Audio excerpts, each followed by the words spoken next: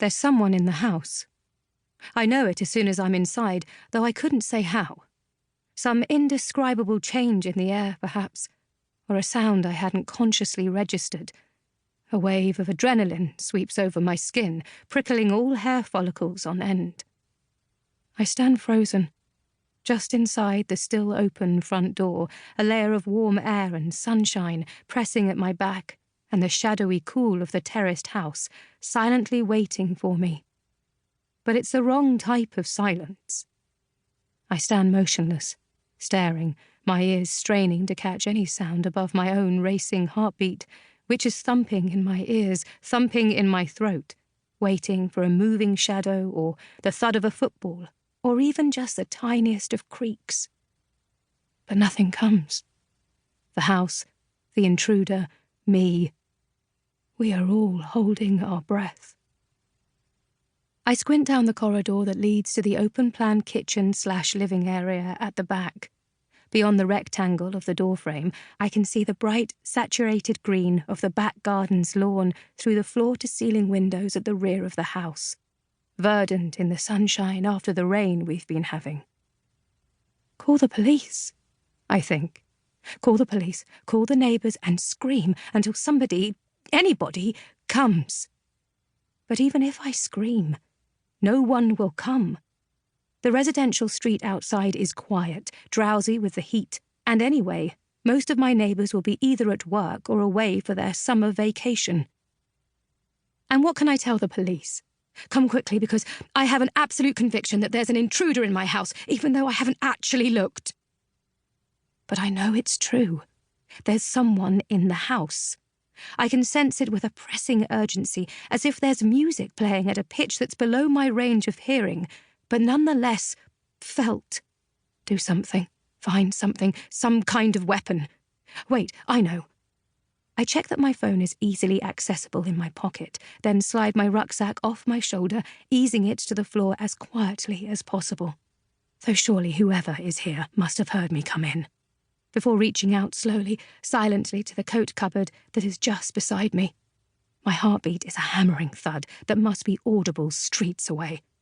I know the cupboard door will squeak, regardless of whether I open it slowly or fast. Fast, I decide. Fast, and use the noise. I take a deep breath. Go! Get out of my house! I'm calling the police right now! I yell, and keep yelling as I yank the screeching cupboard door open with one hand and reach in with the other to grab a club, any club, from the golf bag that languishes beneath the coats. Words keep tumbling out of my mouth, though I have no real idea of what I'm shouting as I yank the club out, briefly entangling it with a navy rain jacket that slips off its hanger and falls to the floor as I charge with my improvised weapon toward the back of the house. Surely the intruder will head straight for the open front door. I don't want to be in the way when they do. I reach the living room, with the afternoon sun streaming in through the French doors, and whirl around so my back is to the sunlight, holding the club diagonally in front of me with both hands on the shaft, no longer yelling, and poised to spring. Where is the intruder? Upstairs? I strain to listen. The house is silent, but I'm not fooled. Something is coming. Something is coming. Something is... A dark shape explodes out of the small study to my left, running straight for me. For a moment I'm frozen, staring blankly at the man, for it seems to be a man, though his head is covered by a black balaclava, who is heading directly toward me. Why is he not heading for the open front door? Belatedly, in blind panic, I swing the club viciously, but too late. He's almost upon me. Only at the last minute, he veers, planting a foot on the seat of one of the armchairs and leaping over the back, and my clumsy swing connects only in a glancing blow on his lower back, the club continuing in an arcing path.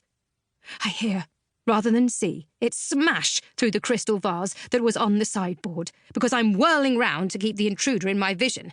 He's at the sliding doors, yanking one open to run out into the garden, where, without any hesitation whatsoever, he sprints across the small lawn to scale the cedar-planked back fence and disappear into the lane behind. I'm left staring at the red-brown horizontal planks of the cedar fence, the club still gripped tightly in my hands. A small breeze slips in through the now open sliding door, carrying with it the shouts of children playing, a car starting somewhere, a bee buzzing round the lavender in the garden. The lazy sounds and smells of summer. I'm alone now. The insistent press of danger has receded. I am very much alone.